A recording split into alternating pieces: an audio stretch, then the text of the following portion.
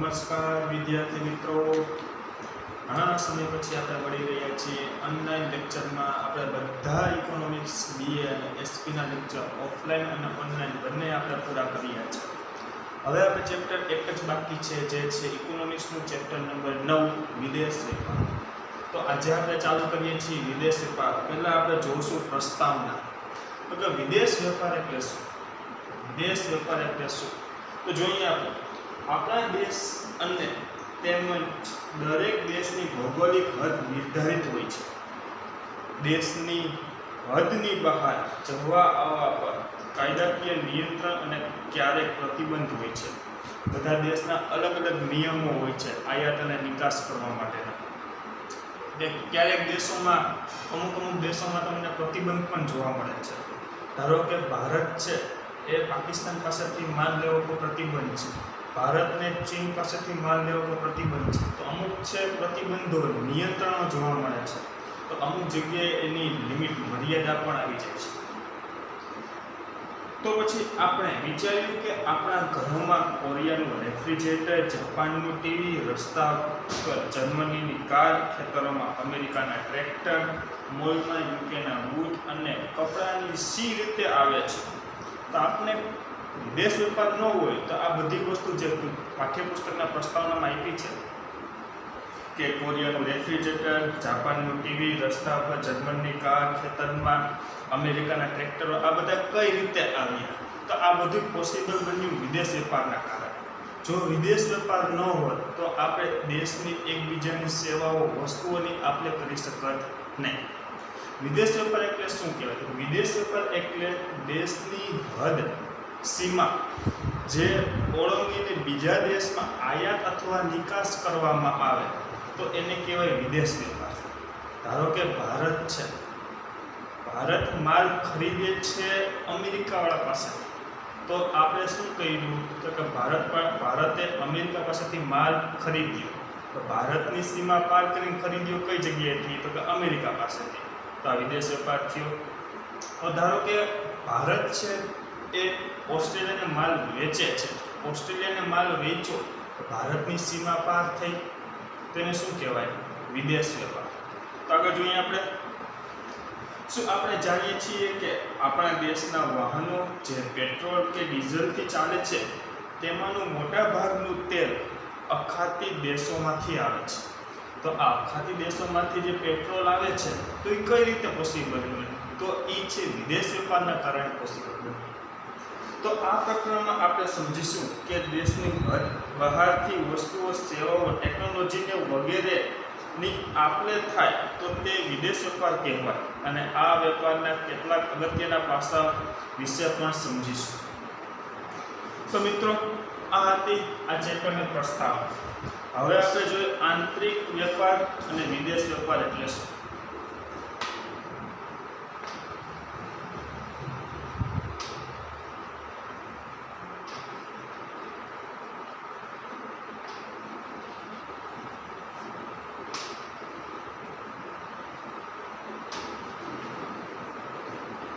વિદેશ વેપારને તમે આંતરરાષ્ટ્રીય વેપાર પણ કહી શકો છો.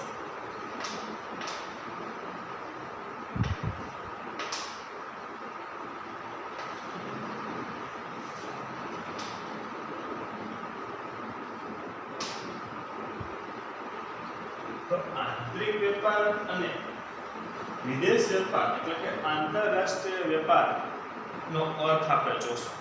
તો પહેલા વાત કરી આંતરિક વેપાર. તો આંતરિક વેપાર કોને કહેવાય મિત્રો? જો આંતરિક વેપાર છે એ ભારતની અંદર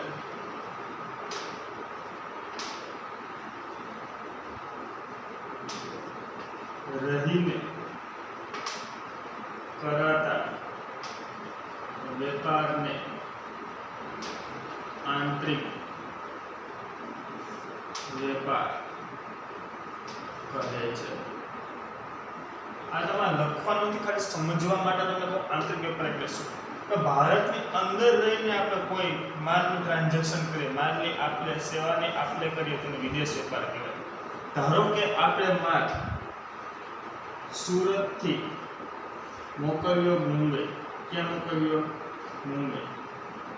તો આ મુંબઈ સુરત થી મુંબઈ ગયો તો આ ભારતની અંદર જ એવું સુરત પણ ભારતની અંદર છે અને બોમ્બે પણ ક્યાં છે ભારતની અંદર તો આ થયો આંતરિક વેપાર આમાં કોઈ આપણે સરહદ પાર કરી નથી દેશની સરહદ પાર કરી નથી પછી બીજું ઉદાહરણ લઈએ ધારો કે આપણે માલ મોકલાયો અમદાવાદથી માલ મોકલ્યો ધારો કે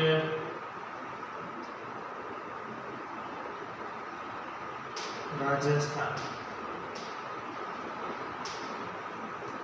અમદાવાદથી માલ ક્યાં મોકલ્યો આપણે રાજસ્થાન તો આપણે આ દેશની સીમા પાર કરી નથી તો આને શું કહેવાય આંતરિક વેપાર જો આમાંથી દેશની સીમા પાર થઈ નથી આને કહેવાય આંતરિક વેપાર જેમાં દેશની સીમાને પાર માલ જાતો નથી એને કહેવાય આંતરિક વેપાર જે દેશની અંદર રહીને માલનું ટ્રાન્ઝેક્શન થાય ધારો કે અહીંયા છે સુરત અને અહીંયા છે પંજાબ તો સુરત થી પંજાબ માલ ગયો અહીંયા કોઈ સરહદ પાર થઈ નહીં તો આને શું કહેવાશે આંતરિક વેપાર હવે જો ધારો કે આ સુરત છે સુરત થી માલ મોકલ્યો આપણે અમેરિકા તો આ સરહદ પાર થઈ બાઉન્ડ્રીને ક્રોસ થયું તો આને કહેવાય વિદેશ વેપાર એટલે કે આંતરરાષ્ટ્રીય વ્યાપાર તો મિત્રો અહીં સુધી ક્લિયર તો ચાલો આપણે જોઈએ શું છે ટેક્સ્ટ બુકમાં આંતરિક વેપાર અને વિદેશ વેપાર એટલે કે આંતરરાષ્ટ્રીય વેપારનો અર્થ વેપાર એટલે એવી વ્યવસાયિક પ્રવૃત્તિ ધંધાકીય પ્રવૃત્તિ કે જેમાં વસ્તુઓ સેવાઓ મૂડી ટેકનોલોજી ટેકનિકલ જાણકારી અને માહિતી બૌદ્ધિક સંપદા વગેરેનો વિનિમય થાય છે વેપારની અંદર કઈ કઈ વસ્તુઓનો વિનિમય થાય તો કે વસ્તુઓ સેવાઓ મૂડી ટેકનોલોજી ટેકનિકલ જાણકારી માહિતી બૌદ્ધિક સંપદા વગેરેનો વિનિમય થાય છે જો તમને આમાં એક જ બૌદ્ધિક સંપદા એટલે કે ઇનએક્ચ્યુઅલ પ્રોપર્ટી જે એક્ચ્યુઅલમાં ન હોય જે વાસ્તવિકમાં દેખાતી ન હોય એવી પ્રોપર્ટી ધારો કે પાઘડી તો પાઘડી આપણે દેખાય છે નહીં તો એ કેવી થઈ ઇનએક્ચ્યુઅલ પ્રોપર્ટી બીજા શબ્દોમાં વેપારમાં આવી વસ્તુઓ સેવાઓની હેરફેર આવક કે નફાની પ્રાપ્તિ માટે કરવામાં આવે છે બીજા શબ્દોમાં વેપારમાં આવી વસ્તુઓ કે સેવાઓની હેરફેર આવકની કે નફાની પ્રાપ્તિ માટે ધોરણ 11 થી આપણે ભણી આવી કે ધંધો કોના ઉદ્દેશ્યને કરવામાં આવે છે નફાના ઉદ્દેશ્ય તો આપણે આ જે કરીએ છીએ ટ્રાન્ઝેક્શન મુંબઈ સુરતથી મુંબઈમાં પહોંચાડીએ અમદાવાદથી રાજસ્થાન પહોંચાડીએ તો શું કામ છે આવકની પ્રાપ્તિ માટે આપણે માલ આપણે સુરતથી અમેરિકા પહોંચાડે શું કામ આપણે પહોંચાડે કે આપણે આવક થાય આપણે નફો થાય એટલા માટે કોઈ એક દેશની હદની અંદર થતી વેપાર પ્રવૃત્તિને આંતરિક વેપાર તથા દેશના હદની બહાર થતી વેપારની પ્રવૃત્તિને વિદેશ વેપાર કે આંતરરાષ્ટ્રીય વેપાર કહેવાય છે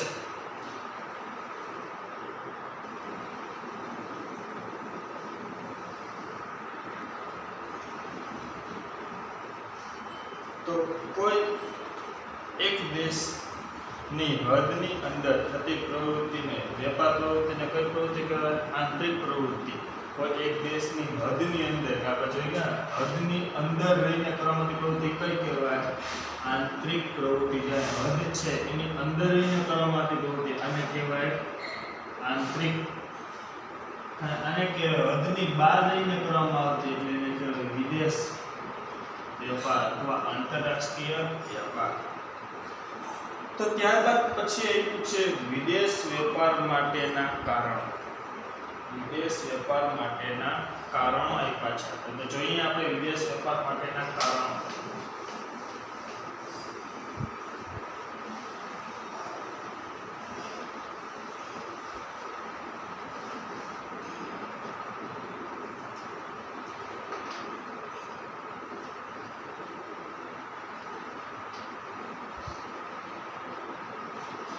વિદેશ વ્યાપાર માટેના કારણો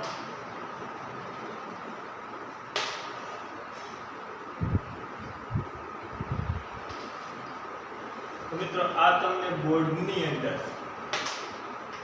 3 માર્કમાં અથવા 5 માર્કમાં પણ પૂછી શકે. 3 માર્કમાં પૂછશે વિભાગ બી માં અને 5 માર્કમાં પૂછશે વિભાગ ઈ માં. તો જોઈએ આપણે વિદેશ વેપાર માટેના કારણો. તો અર્થશાસ્ત્રમાં વેપાર માટેના મુખ્ય કારણો જોઈએ આપણે. પહેલું છે દેશમાં ઉપલબ્ધ ઉત્પાદનના સાધનોમાં તફાવત. દેશમાં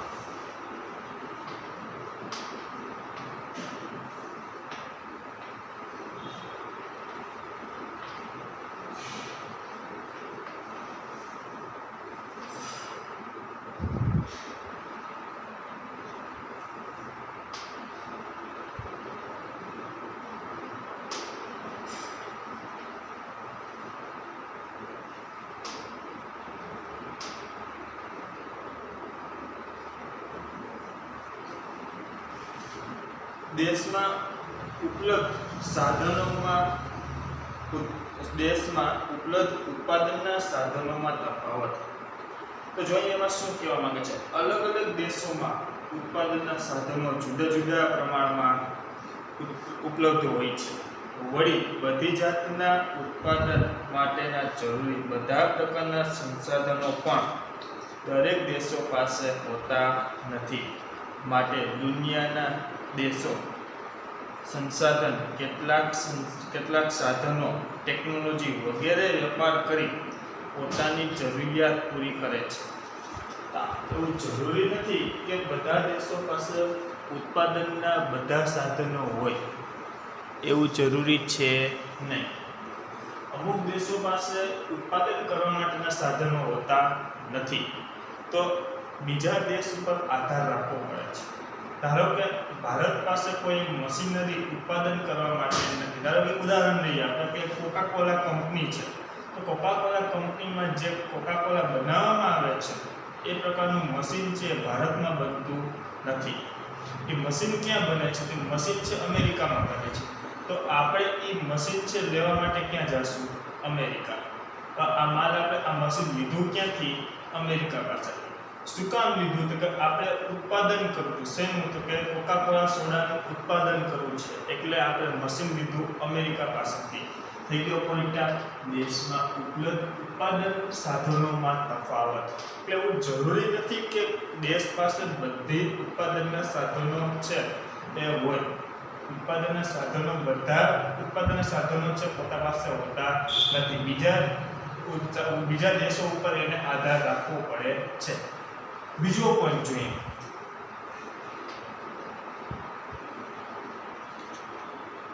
ઉત્પાદન ખર્ચ.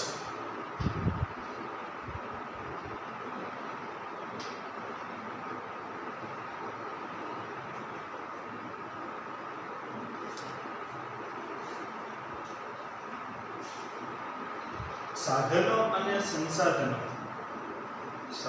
અને સંસાધનોની ઉપલબ્ધિ જુદી હોવાના કારણે વસ્તુ અને સેવાનું ઉત્પાદન ખર્ચ પણ જુદા જુદા દેશોમાં જુદો જુદો હોય છે. કેટલાક સાધનોની અછત અને ઊંચી કિંમતોના કારણે કેટલીક વસ્તુઓ અને સેવાઓનો ઉત્પાદન ખર્ચ કેવો આવે છે? ઊંચો આવે છે. ઘરેલું ખર્ચ ઊંચો હોય ત્યારે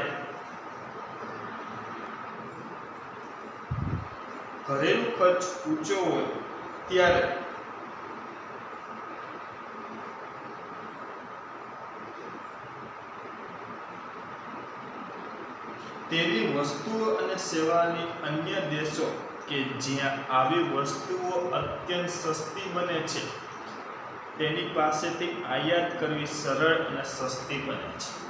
શું કહેવા માંગે છે મિત્રો? આપણે ઉત્પાદન ખર્ચ. હવે તમને એક ઉદાહરણ દ્વારા સમજાવું કે કોઈ એક પહેલા આપણે આંતરિક વેપારની વાત કરીએ. તો ધારો કે ભારતની અંદર આપણો સૌરાષ્ટ્ર વિસ્તાર સૌથી વધારે ઉત્પાદન થાય છે મગફળી. તો મગફળીમાંથી બનતું તેલ એ ભાઈ આપને ઉત્પાદનનો ખર્ચ કેવો આવશે? અહીંયા ઓછો આવશે. હવે જો આપણે અહીંયા ગુજરાતની અંદર નારિયેળીનું ઉત્પાદન કેવું થાય છે? ઓછું થાય. હવે જઈએ આપણે દક્ષિણ ભારત બાજુ.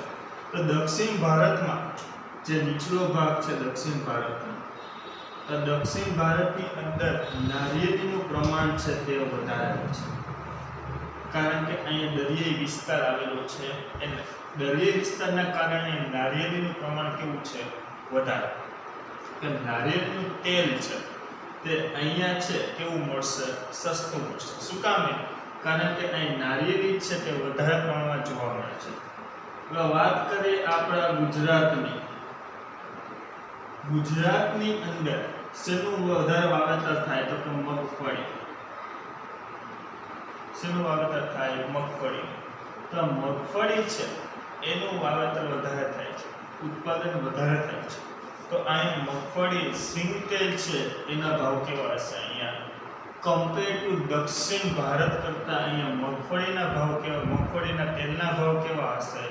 નીચા હશે. કારણ કે ઉત્પાદન છે, જે મગફળીનું ઉત્પાદન છે એ વધારે થાય છે, પરિણામે ઉત્પાદન ખર્ચ કેવો આવે છે?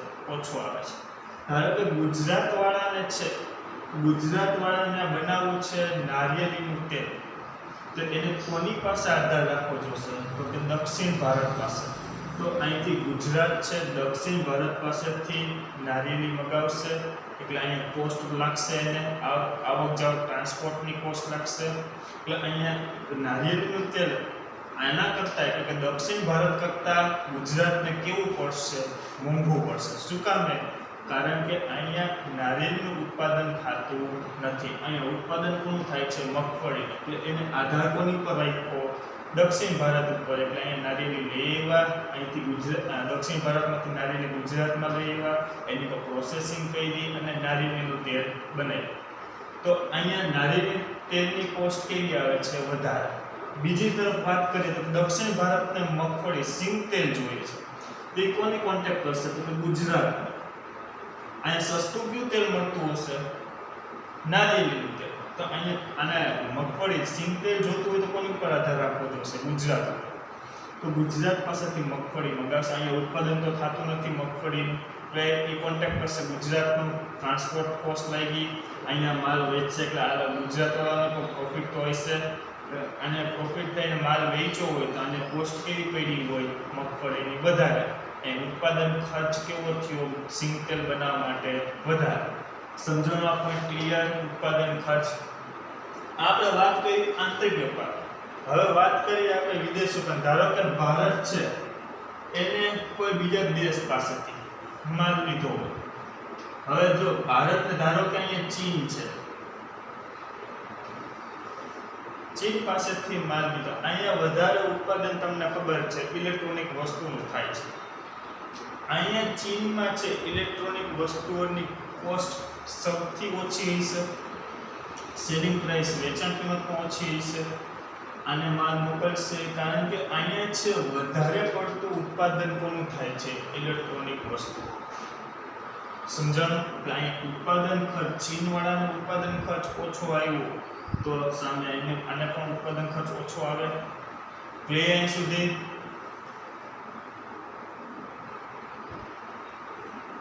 ચાલો ત્યારબાદ વાત કરીએ ત્રીજો પોઈન્ટ, ટેકનોલોજીકલ પ્રગતિ.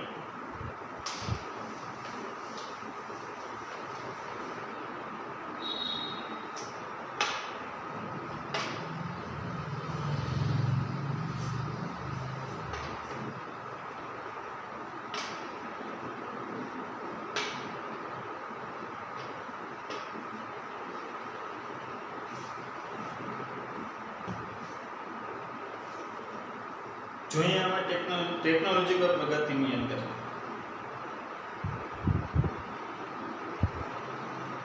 બધા દેશોમાં સરખા પ્રમાણમાં ટેકનોલોજીકલ પ્રગતિ થઈ હોતી નથી. ખબર છે ભાઈ આપણે બધા દેશોમાં સરખી રીતે ટેકનોલોજી આગળ છે નહીં.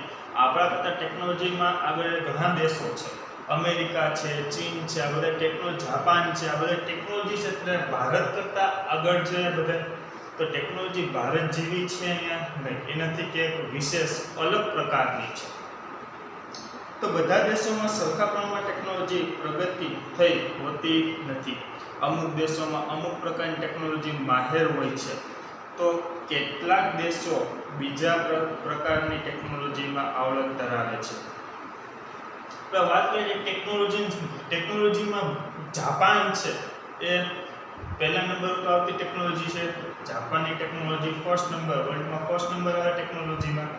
તો હવે ભારત છે શેમાં આવતો? ભારત છે શ્રમ પ્રધાન, જે કામમાં છે એ વધારે માને છે. શ્રમ પ્રધાન ભારત છે એ ટેકનોલોજી ક્ષેત્રે આગળ છે નહીં, વધારે શું છે? શ્રમ પ્રધાન છે.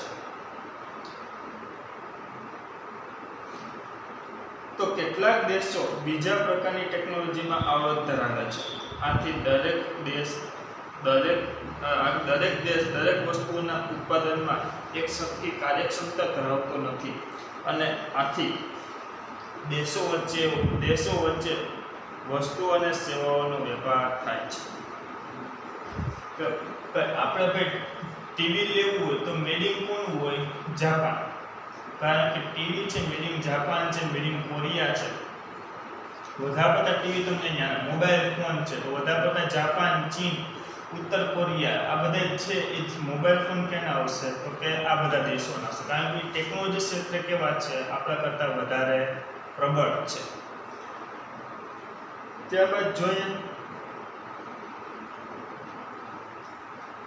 આથી દરેક વસ્તુઓ આ રીતે સમજવા છે, અંડરલાઈન કરજો. આથી દરેક દેશ દરેક વસ્તુઓના ઉત્પાદનમાં એક સરખી કાર્યક્ષમતા ધરાવતો નથી, અને આથી દેશો વચ્ચે વસ્તુઓ અને સેવાઓનો વેપાર થાય છે. ત્યારબાદ આવશે ચોથું, શ્રમ વિભાજન અને વિશિષ્ટીકરણ.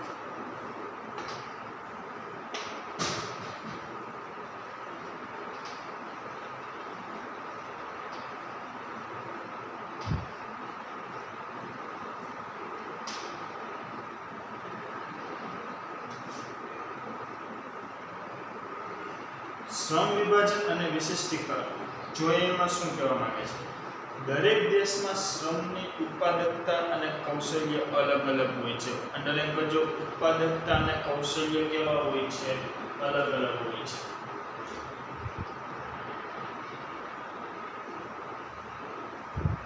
વળી નિયોજક શક્તિની કાર્યક્ષમતા પણ અલગ અલગ હોય છે. તેથી દેશો વચ્ચે શ્રમ વિભાજન અને વિશિષ્ટીકરણ જોવા મળે છે. તો અમુક દેશોમાં હમણાં આપણે વાત કરી, ભારત છે એ શ્રમ વિભાજન વધારે માહિતગાર છે, શ્રમ વિભાજનમાં માહેર છે. ભારત છે તે શ્રમ વિભાજનમાં માહેર છે. તો અમુક દેશ છે, અમુક બધા દેશોની અલગ અલગ વિશિષ્ટતા તમને જોવા મળે. કે ધારો કે કોઈ આપણે વસ્તુ છે એ બહારથી મગાવી કે સેવા આપણે બહારથી લેવી, તો આપણે બીજા દેશ જે એક્સપર્ટ છે, જે નિષ્ણાત, જે વિશિષ્ટ છે એ દેશ ઉપર આપણે આધાર રાખશું.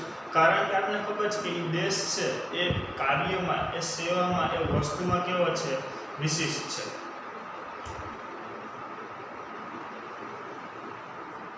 તેથી દેશો વચ્ચે શ્રમ વિભાજન અને વિશિષ્ટીકરણ જોવા મળે છે. એટલે કે અમુક પ્રકારની વસ્તુ અથવા સેવામાં ઉત્પાદન વધુ આવડત ધરાવતો હોવાથી તે દેશ તેવી વસ્તુઓનું વધુ ઉત્પાદન કરે છે. અમુક પ્રકારની વસ્તુઓ અથવા સેવાઓ, ધારો કે ભારત વાત કરીએ તો ભારત છે ખેતી ક્ષેત્રે શ્રમ વધારે છે. તો ખેતી ક્ષેત્રે શ્રમ વધારે હોય તો અહીં ખેતીનું ઉત્પાદન કેવું થશે? વધારે. કારણ કે ભારતની મોટાભાગનો શ્રમ છે કેની ઉપર છે?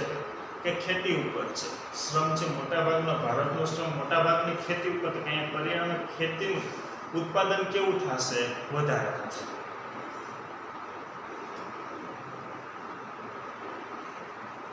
આવી વસ્તુ અને સેવાઓનો અન્ય દેશોમાં નિકાસ કરે છે, અને જે વસ્તુ કે સેવાઓ વધુ કાર્યક્ષમ રીતે ઉત્પન્ન ના કરી શકે તે વસ્તુ કે સેવાઓની આયાત કરે છે. કે આપણે ઉદાહરણ તરીકે રાખીએ કે ભારત છે એ ખેતી ઉપર નિર્ભર છે. ભારતનો મોટાભાગનો શ્રમ છે ખેતી ઉપર છે. તો અહીં પરિણામે ખેતીનું ઉત્પાદન કેવું થશે? વધારે થશે.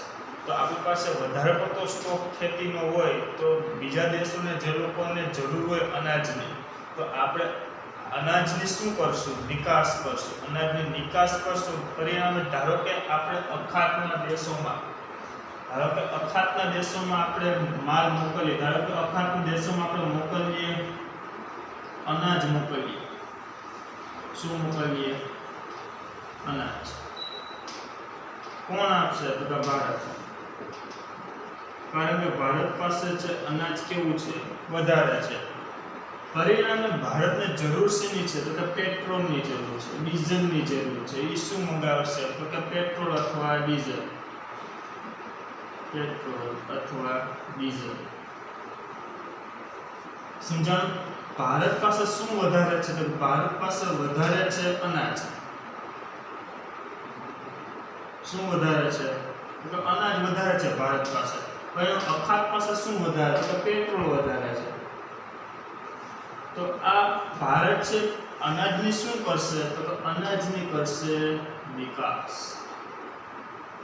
પરિણામે જરૂર શેની છે ભારતને? તો કે ભારતને જરૂર છે પેટ્રોલ અથવા ડીઝલની. એની શું કરશે ભારત? આયાત. સમજાણું બાળકો? Clear point? 4 point clear.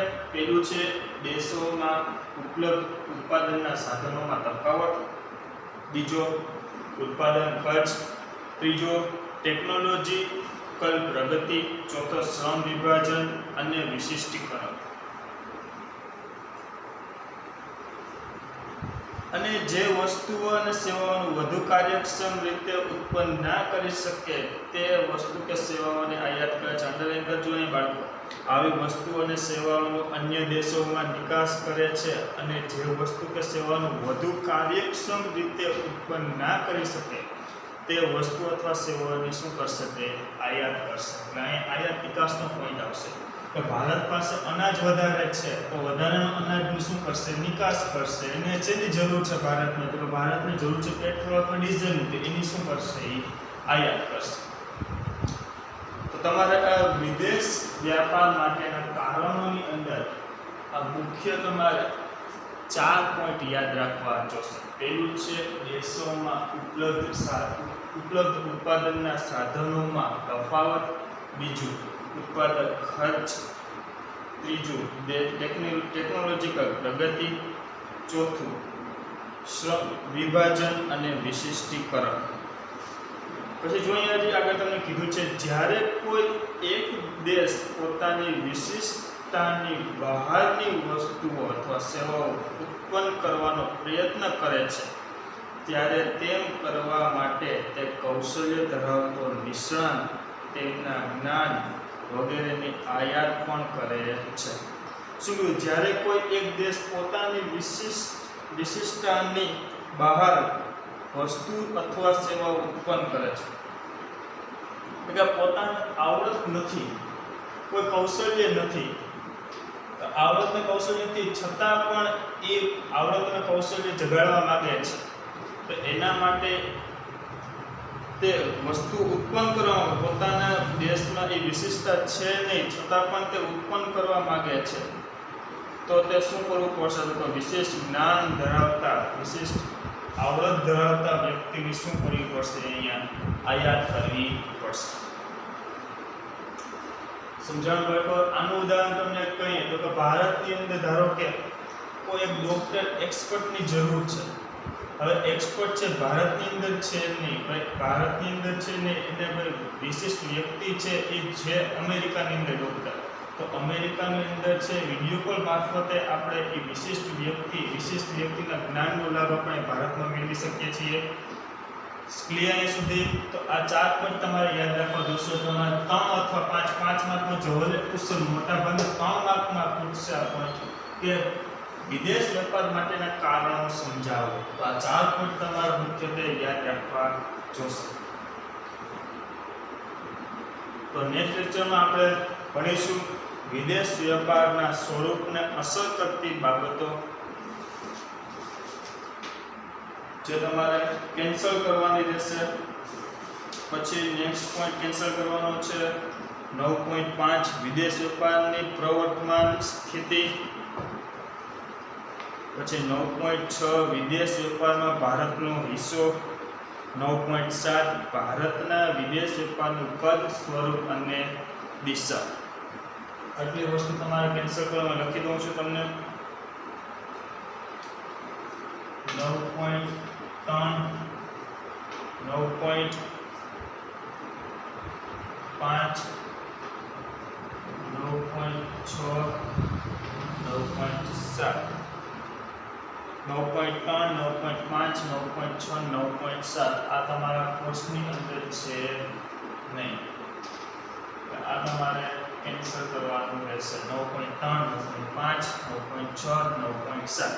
તો મિત્રો આજે આપણે અહીં સુધી રાખીશું. આ લેક્ચરમાં આપણે શું ભણ્યા તો પહેલા આપણે જોયું વિદેશ વેપારની પ્રસ્તાવના, ત્યારબાદ જોયું આપણે આંતરિક વેપાર અને વિદેશ વેપારનો અર્થ, પછી આંતરિક વેપાર અને વિદેશ વેપાર કોને કહેવાય એ આપણે ડિટેલમાં જોયું. જે દેશની સરહદ સીમાની અંદર થતા વેપારને શું કહેવાય આંતરિક વેપાર, જે સીમા અને હદને બહાર થતા વેપારને શું કહેવાય તો કે વિદેશ વેપાર. પછી આપણે જોયું વિદેશ વેપારના કારણો. જેમાં પહેલું કારણ હતું કયું તો કે પહેલું કારણ છે દેશમાં ઉપલબ્ધ ઉત્પાદનના સાધનો તફાવત, ઉત્પાદન ખર્ચ, ટેકનોલોજીકલ પ્રગતિ, શ્રમ વિભાજન અને વિશિષ્ટીકરણ. ત્યારબાદ હવે જોવાનું છે નેક્સ્ટ પોઈન્ટ આવશે તમારે આંતરિક વેપાર અને વિદેશ વેપાર વચ્ચેનો તફાવત, જે આપણે નેક્સ્ટ લેક્ચરમાં ભણીશું. તો મિત્રો આજે આપણે અહીં સુધી રાખીશું. નેક્સ્ટ લેક્ચરમાં ફરી મળીશું. ત્યાં સુધી જય હિન્દ, જય ભારત.